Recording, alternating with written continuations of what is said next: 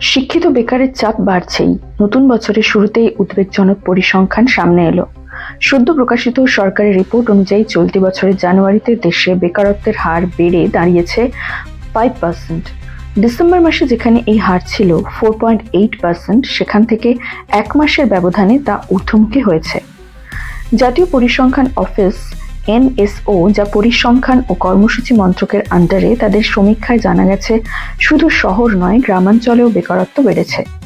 একই সঙ্গে শ্রমশক্তি অংশগ্রহণের হার LFPR এবং শ্রমিক জনসংখ্যা অনুপাত WPR কমেছে।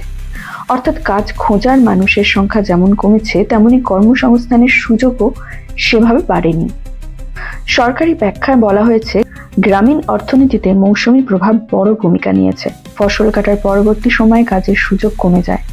আবহাওয়ার পরিবর্তন এবং কৃষিক্ষেত্রে আগ্রহহীনতাও প্রভাব ফেলেছে। শীতকালে নির্মাণ, পরিবহন এবং ক্ষুদ্র ব্যবসার গতি মন্থর হওয়ায় কর্মসংস্থানের ওপর তার প্রভাব পড়েছে বলেও দাবি করা হয়েছে। তবে অর্থনৈতিক বিশেষজ্ঞদের মতে সমস্যা শুধু মৌসুমী নয়, দেশে দীর্ঘদিন ধরেই কর্মসংস্থানের ঘাটতি রয়েছে, বিশেষ করে শিক্ষিত যুব সমাজের মধ্যে। বিভিন্ন সরকারি প্রকল্পের ঘোষণা সত্ত্বেও বাস্তব চিত্রে বড় বড় পরিবর্তন দেখা যাচ্ছে না।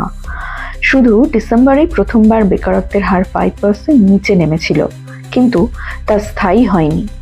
উল্লেখযোগ্য বিষয় হলো, গত বছরের এপ্রিল থেকে কেন্দ্র প্রতি মাসে বেকারত্বের তথ্য প্রকাশ করছে এবং ত্রৈমাসিক রিপোর্টও সামনে আনছে।